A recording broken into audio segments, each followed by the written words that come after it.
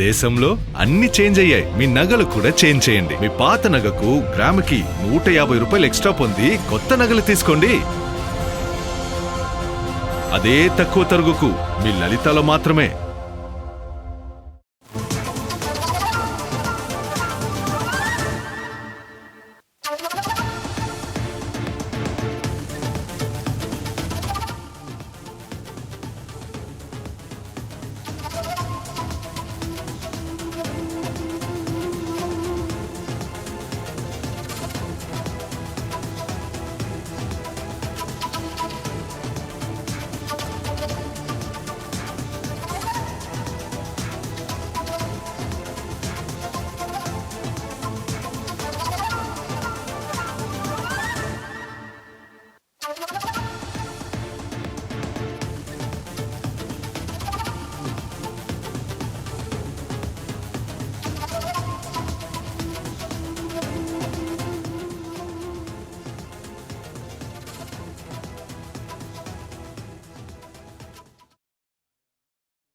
Right, అధికారులతో జరిగిన APSRTC JAC నాయకుల చర్చలు అసంతృప్తిగా ముగిశాయి.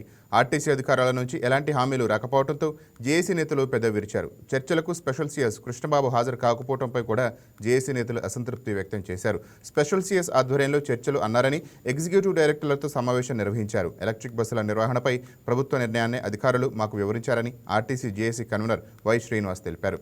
ఎలక్ట్రిక్ బస్సులు తాము వ్యతిరేకం కాదని, కానీ ఎలక్ట్రికల్ బస్సులను ఆర్టీసీ ద్వారానే నిర్వహించుకోవాలని కోరారు. తక్షణమే 4000 కొత్త బస్సులను కొనుగోలు చేయాలని సూచించారు. యాజమాన్యం నుంచి స్పష్టమైన హామీ రాకపోవడంతో జేఏసీ నిర్ణయించిన మేరకు 2వ దశ ఉద్యమ కార్యాచరణను కొనసాగిస్తామని RTC JAC convener Y Srinivas చెప్పారు. జేఏసీగా ఉద్యమ కార్యాచరణకు రావడానికి ఏదైతే ప్రధాన సమస్య ఉందో ఎలక్ట్రికల్ బస్సులకు సంబంధించి మరి ఇవాళ జరిగినటువంటి ఎగ్జిక్యూటివ్ డైరెక్టర్ సమావేశంలో ఎలాంటి పురోగతి లేనటువంటి పరిస్థితి ఉంది.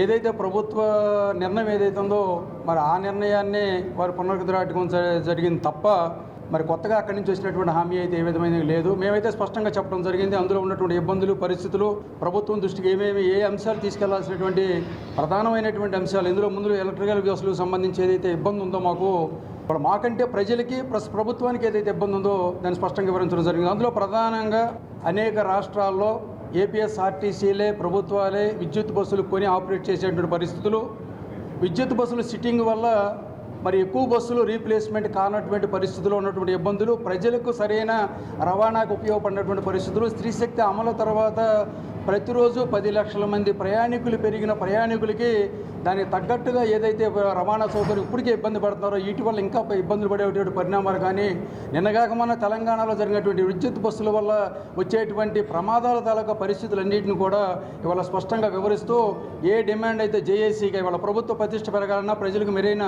రవాణా సౌకర్యం కలగాలన్నా ఇవాళ విద్యుత్ బస్సులు ఏవైతే ఉన్నాయో వాటికి మేము వ్యతిరేకం కాదు, కానీ ఆ బస్సులు ఏపీఎస్ఆర్టీసీ ద్వారాగా కొన్ని నిర్వహణ చేయాలి. టోటల్ సిబ్బంది అంతా ఏపీఎస్ఆర్టీసీతో నిర్వహించాలి. రాష్ట్ర వ్యాప్తంగా ఉన్నటువంటి ఉద్యోగులు జేఏసీ డిమాండ్ నోట్స్ ఇచ్చింది, ప్రభుత్వం స్పందించింది. స్పెషల్ చీఫ్ సెక్రటరీ గారు, ఎండీ గారు అందరూ చర్చల్లో పాల్గొంటున్నారు. కొన్ని సమస్యలైనా పరిష్కరిస్తున్న ఆశతో ఎదురు చూడటం అయితే జరిగింది.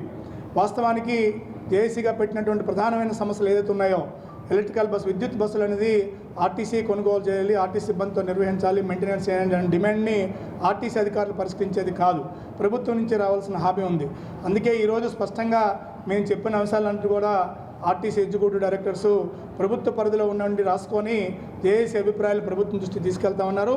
దాంట్లో స్పష్టంగానే మేము ఆ ఉద్యోగ సంఘాలు జేఏసీగా ఒకటే చెప్పాం, ఎట్టి పరిస్థితుల్లో కూడా ఏదైతే ఈ ఎలక్ట్రికల్ బస్సులు ప్రభుత్వం తేవాలనుకుంటుందో ప్రైవేట్ ఆపరేటర్ ద్వారా వాటిని వెనక్కి తీసుకోవాలని, మూసివేసిన డిపోలను సంబంధించి ఏదైతే విద్యాధరపురం, గుంటూరు 2 డిపో, నెల్లూరు డిపోలని యథావిధిగా తెరవడంతో పాటు మంగళం డిపోని ఖాళీ చేయించాలనుకుంటున్నారు, దాన్ని కొనసాగించాలని చెప్పడం జరిగింది.